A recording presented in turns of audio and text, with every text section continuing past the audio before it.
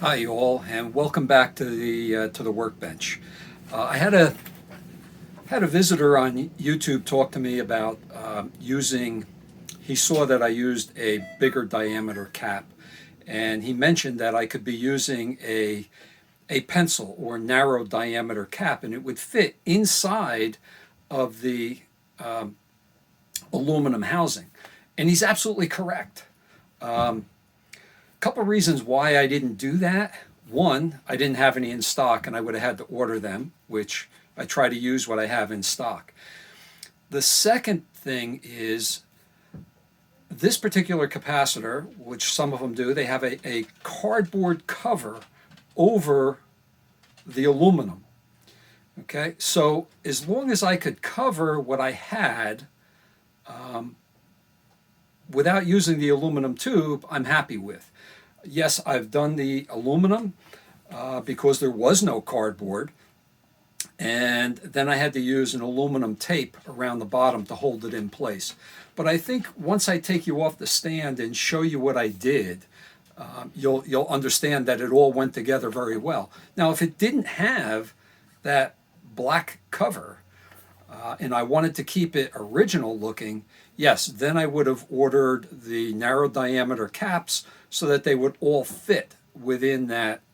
I forget what the diameter is, but you can see it's not very big, but the pencil caps would have all fit inside there very nicely. And I probably would have used the aluminum tape, put it back on, and then wrap the bottom with a strip of aluminum tape to hold it all together. So let me get you off the stand. I'll show you what I did, and hopefully you'll understand that, hey, I'm old-fashioned. I like to use what I have in hand before I go ordering more, unless it's a situation where I can't. Okay, as you can see, this now all looks original. If I take this off, you can see all four caps fit nicely into there. Don't forget, this is only a 25 volt cap, which means the diameter is a lot smaller. These other three were 150 volt, 160 volt caps is what I used in place. Common negative on the top, obviously I don't want any of that showing anyway. And with the cardboard back on, all looks original. And if someone did need to change it, you can see how easy that would be. And flipping the chassis over, magic of camera. Let me see if I can get in here. You can see how it all went down in there, and I just attached to the lugs that were already there.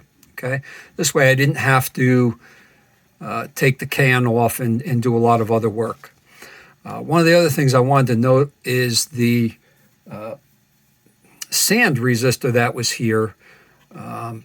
I moved this now off to the side. Even though it's a 10 watt, they do get hot, and I didn't want that underneath the capacitors and other components that are here. Another thing I wanted you to note, if you see, I always try to put the markings of the cap showing up so that you can see what they are when you look at it if you go back in to do any repairs. Makes life a lot easier. Again, I did change this cap as well. And that's probably it. This and the resistor, the only things I've changed since we last met, got everything back together. It is working. I stopped my work, put power back to it, and made sure that the radio was still working and I didn't screw something up. So the next thing I'm going to be working on is removing this selenium rectifier. Now I did take the nut off the bottom already. Okay, so this will all come out. And again, I have, let me show you down here. Yes, this diode, don't tell me, I know I'm going to say, everybody's going to be saying, oh, you didn't need to use a 5408. You know what? I got a box with these, so that's what I use. Mounted it to the bottom. So now the top lugs are clean, and this is a used terminal strip, so they're not clean, but I only have one thing going into each hole, so makes life a lot easier this way. And this will mount up in underneath like this. And when I come back, you'll see how that all looks. This cap will be taken out of here. Again, I'm just going to cut these. I'm not going to unsolder these. I'm just going to cut the ends, and this way I can solder them back on very easily. This cap will be replaced with a safety cap because this does go across the line. Yeah, you'll see. When I get it in, you'll see. All right? Okay, and we're back. As you can see, the selenium rectifier was replaced. Everything's been put back in place. Here is the across the line cap that I use. So this has all been changed now. This much more room, much neater up in here. I've also replaced, one of them was a broken resistor. This one was out of spec. And while I was in there, I replaced the 0.022 microfarad cap. You can see that I have a black band on here.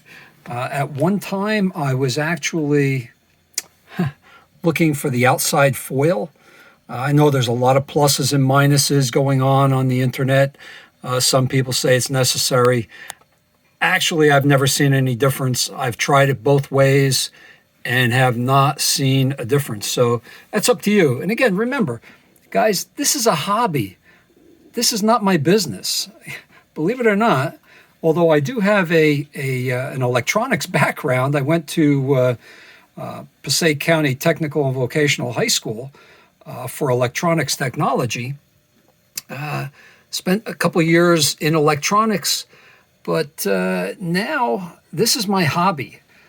I'm a real estate agent in northern New Jersey for Keller Williams Prosperity in Wayne, New Jersey. So I do this as a hobby. You can see there are different ways of doing this. If you look at here, this is a pigtail. There are other places I use a J-hook. Over in here, there's a J-hook. I use what I feel is necessary for the job. I prefer pigtails where I actually take the, maybe I'll show you, but I take the capacitor lead or resistor lead and I wrap it around a small screwdriver mandrel and I use that as a pigtail. Now, if you think of a pig's tail, it's got a little curl to it. So that's what I use. And then once I slide it onto, where is it here? Once I slide it onto the other one, I crimp it down for a mechanical bind, and then I solder it. So that's kind of what I do with that. Down here, I actually took everything right down to the terminals. I didn't leave anything on. I didn't pigtail. I got everything done nice and neat. So, okay. I'm going to stop for the electronics right now, but I am going to continue. I want to get this front panel with the frame back on here so I don't ruin anything. I'm going to have to do some cleaning. I'm going to show you what I do with that, and then we'll get it back on. All right. So this will be it for today's electronics. I'm going to go to a little bit of cabinet work and finishing and cleaning and have you. So stand by. Okay, so I'm going to work on this grill. I just went over this with a rag and some simple green to get off. Yeah, let me get some better light here. Get off the crud. Yeah, don't forget this was a 1952, 53 radio. So I wanted to clean off the crud. Now I'm going to go over it with Simichrome. I had showed you once before. I did Simichrome over here to give you an idea. This side I didn't, so you can see the difference in the two. I'm going to come back when this is completely done and ready to go back in. Another thing that's interesting is when I got the radio, I noticed that the 3 screws down here were not in. If you look there's a place for 3 screws. Okay, I can't see my finger through the viewfinder here. And another one here. Those screws are supposed to come up from the bottom.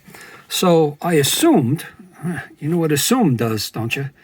I assumed that somebody had this apart and didn't put them back. But that's why it's always good to have the instructions, the service instructions. Because as it turns out, the first model, okay, had 3 screws there. On run 1 of the first model, they left those 3 screws out. And you can see there was never a screw in here. This one here, I was playing around with trying to find a screw and then realized I didn't need them. Okay, again, it's always good to reference that service data and read it, and as you move forward.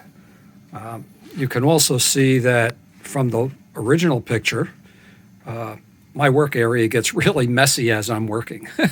I clean up, work, clean up, work, and that's just the way I am.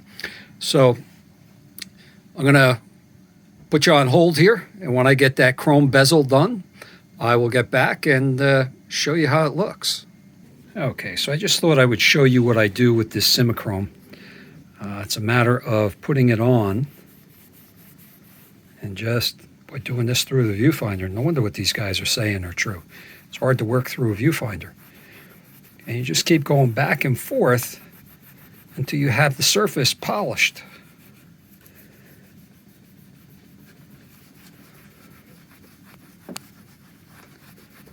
Okay, I just wanted to show you, just keep doing that back and forth and it buffs it out. You take a dry piece and you go back and forth across it and voila, look how nice that looks. Yeah. I get the Simichrome at my local Ace Hardware in Halden. And you can see it turns black, but that's what it's all about. So let me finish this up, and I'll get back to you. Okay, as you can see, I have the chrome bezel back on, and it is looking nice. Now there is an area up here that cannot shine up. That's because there was damage down into the chrome. The same way as here, I can't put chrome back on, but what chrome is there I can polish. So again, it's looking really nice. The tuning, beautiful, beautiful. Okay, again, I polished that with Simichrome, and it comes out nice. I love it. I love that stuff. The other thing I do, you're probably not going to be able to see it. If I move this radio around here, if you look at the screw heads, I actually polish them up and clean them up a little bit too. You're not going to see them, but again, I got a little OCD, so I do everything I can to make it better. All right. One last thing as I swing around. The case. I have taken the handle off the case. That's got to be cleaned. I started cleaning the top of the case. This has to be polished. This has to be polished. I'm going to use some leather cream on here. It's still in good nick. My British people, it's good nick. And I'm going to clean that up and use a little cleaner on there and then some leather cream. And then the rest of it I'm going to clean down with Simple Green. It does a real good job. Doesn't leave a residue. And it'll look really nice when I'm done. All right, guys. That's it. And swing back around. Boy, what a mess down here. My wife wonders why it takes me so long down here, because before I'll start working again, I'll clean up. Oh yeah, one more thing I wanted to show you. As I'm working and replacing parts, I mark them off.